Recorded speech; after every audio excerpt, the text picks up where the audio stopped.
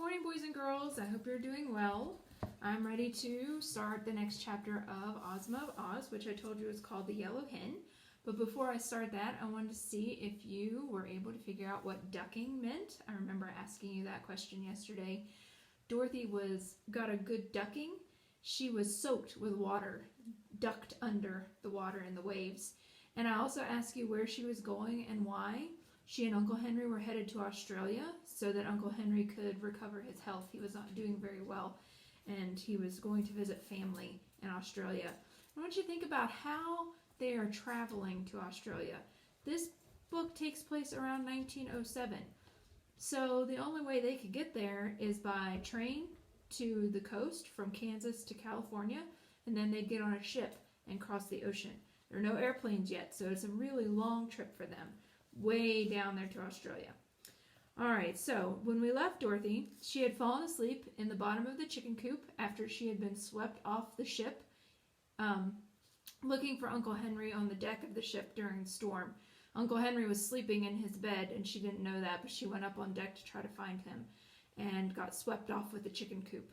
And she had fallen asleep after the storm had settled down, and she stopped getting sloshed with waves and water so much and fell asleep in the corner of the chicken coop.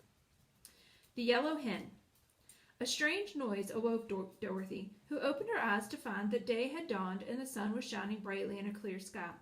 She had been dreaming she was back in Kansas again and playing in the old barnyard with the calves and the pigs and the chickens all around her. And at first, as she rubbed the sleep from her eyes, she really imagined she was there. Cut, cut, cut, cut, all cut! Cut, cut, cut, cut, all cut! Ah, here again was the strange noise that had awakened her. Surely it was a hen cackling, but her wide open eyes first saw through the slats of the coop the big blue waves of the ocean, now calm and placid, and her thoughts flew back to the past night, so full of danger and discomfort. Also, she began to remember that she was a waif of the storm, adrift upon the treacherous and unknown sea. Cut, cut, cut, cut! What's that? Cried Dorothy, starting to her feet. Why, I've just laid an egg, that's all, replied a small but sharp and distinct voice, and looking around her, the little girl discovered a yellow hen squatting in the opposite corner of the coop. Dear me, she exclaimed in surprise. Have you been here all night, too? Of course, answered the hen, fluttering her wings and yawning. When the coop blew away from the ship, I clung fast to this corner with claws and beak, for I knew if I fell into the water, I'd surely be drowned. Indeed, I nearly drowned as it was with all that water washing over me. I've never been so wet in all my life. Yes, agreed Dorothy, it was pretty wet for a time, I know. But do you feel comfortable now? Not very. The sun has helped dry my feathers, as it has your dress, and I feel better since I laid my morning egg. But what is to become of us, I should like to know, afloat on this big pond? I'd like to know that too, said Dorothy, but tell me, how does it happen that you are able to talk? The hens could only cluck and cackle. Why, as for that, answered the Yellow Hen thoughtfully, I've clucked and cackled all my life and never spoken a word before this morning that I can remember. But when you asked a question a moment ago, it seemed the most natural thing in the world to answer you. So I spoke, and I seem to keep on speaking, just as you and other human beings do. Strange, isn't it? Very, replied Dorothy. If we were in the land of Oz, I wouldn't think it was so strange, because many of the animals can talk in that fairy country. But out here in the ocean must be a long way from Oz. How is my grammar? Asked the Yellow Hen anxiously. Do I speak quite proper in your judgment? Yes, said Dorothy. You do very well for a beginner. I'm glad to know that, continued the Yellow Hen in a confidential tone, because if one is going to talk, it is best to talk correctly. The Red Rooster has often said that my cluck and my cackle were quite perfect, and now it is a comfort to know that I am talking properly. I'm beginning to get hungry, remarked Dorothy. It's breakfast time, but there is no breakfast. You may have my egg, said the Yellow Hen. I don't care for it, you know. You don't want to hatch it? Asked the little girl in surprise. No, indeed. I never care to hatch eggs unless I have a nice snug nest in some quiet space with a baker's dozen of eggs underneath me. That's 13, you know, and it's a lucky number for hens. So you may as well eat this egg. Oh, I couldn't possibly eat it unless it was cooked, exclaimed Dorothy. But I'm much obliged to your kindness just the same. "Don't mention it, my dear," answered the hen calmly, and began preening her feathers. For a moment Dorothy stood looking out over the wide sea. She was still thinking of the egg, though, so presently she asked, "Why do you lay eggs if you don't expect to hatch them?" "It's a habit I have," replied the Yellow Hen. "It has always been my pride to lay a fresh egg every morning, except when I am molting. I never feel like having my morning cackle until the egg is properly laid, and without the chance to cackle I would not be happy." "It's strange," said the girl reflectively, "but I am not a hen, so I can't be expected to understand that." "Certainly not, my dear." Then Dorothy fell silent again. The Yellow Hen was some company and a bit of comfort, too, but it was dreadfully lonely on the big ocean, nevertheless. After a time the hen flew up and perched on the topmost slat of the coop, which was a little above Dorothy's head when she was sitting on the bottom, as she had been doing for some moments past. "Why, we're not far from land!" exclaimed the hen. "Where? Where is it?" cried Dorothy, jumping up in great excitement. "Over there a little way," answered the hen, nodding her head in a certain direction. "We seem to be drifting toward it, so that before noon we ought to find ourselves up on dry land again." "I shall like that," said Dorothy with a sigh, for her feet and legs were still wet from now and then by the sea water that came through the open slats. "So shall I," answered her companion. "There is nothing in the world so miserable as a wet hen." The land, which they seemed to be rapidly approaching, since it grew more distinct every minute, was quite beautiful as viewed by the little girl in the floating hen coop. Next to the water was a broad beach of white sand and gravel, and further back were several rocky hills, while beyond those appeared a strip of green trees that marked the edge of a forest. But there were no houses to be seen, nor any sign of people who might inhabit this unknown land. "I hope we shall find something to eat," said Dorothy, looking eagerly at the pretty beach towards which they drifted, "for it's long past breakfast time now." "I'm a trifle hungry myself," declared the Yellow Hen. "Why don't you eat the egg?" asked the child. "You don't need to have your food cooked as I do."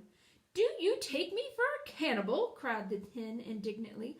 "I do not know what I have said or done that leads you to insult me." "I beg your pardon, I'm sure, Miss... by the way, may I inquire your name, ma'am?" asked the little girl. "My name is Bill," answered the Yellow Hen somewhat gruffly. "Bill? Why, that's a boy's name."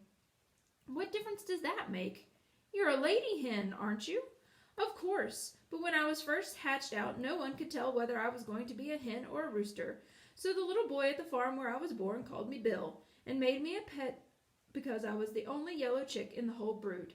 When I grew up and he found that I didn't crow or fight as the roosters do, he did not think to change my name, so every creature in the barnyard, as well as the people in the house, knew me as Bill.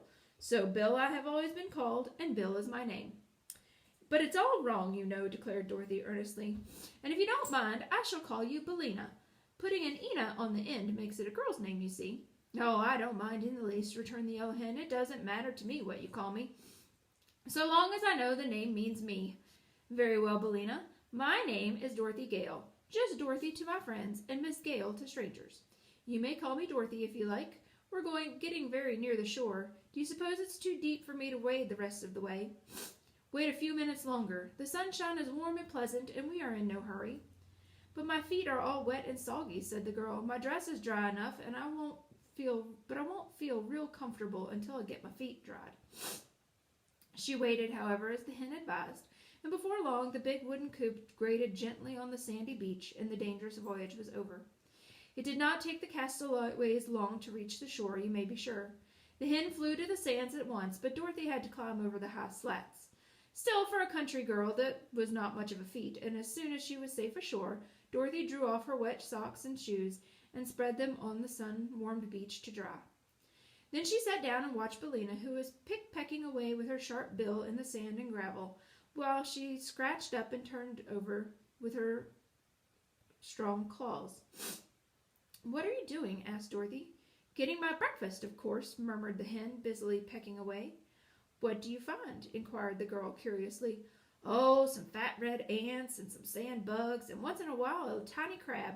They're very sweet and nice, I assure you."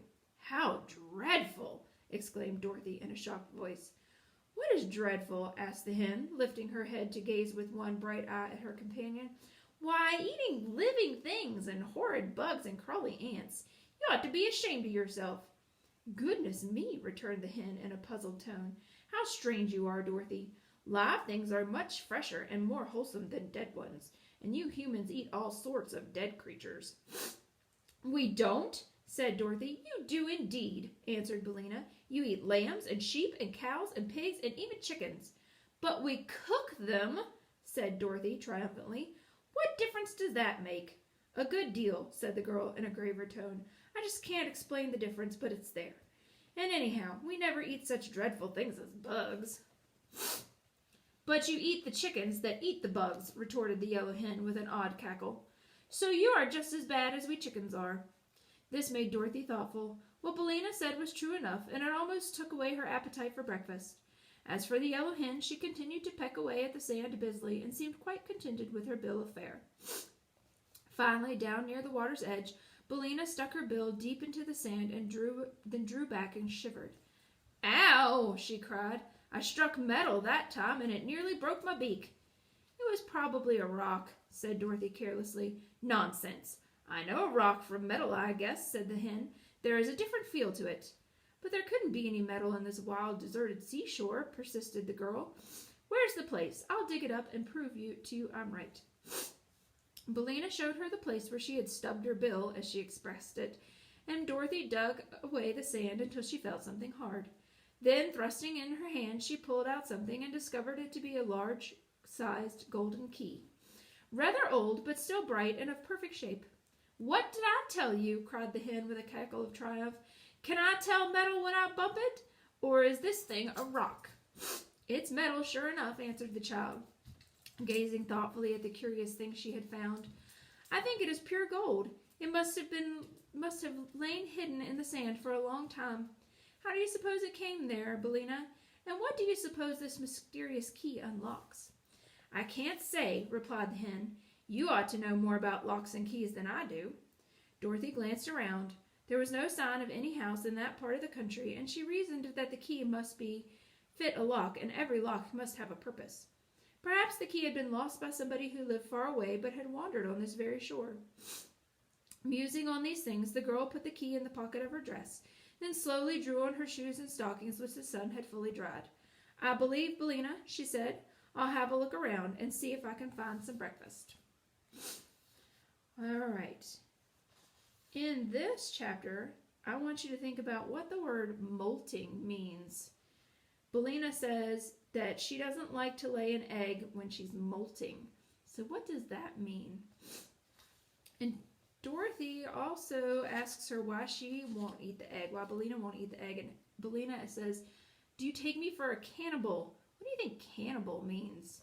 Think about that too. Dorothy still needs to find some food, and she's got this large gold mysterious key. So make some predictions. What do you think she is going to find when she finds whatever the key unlocks, if she finds what the key unlocks?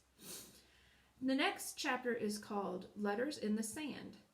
So perhaps Dorothy is going to get some secret messages in the sand.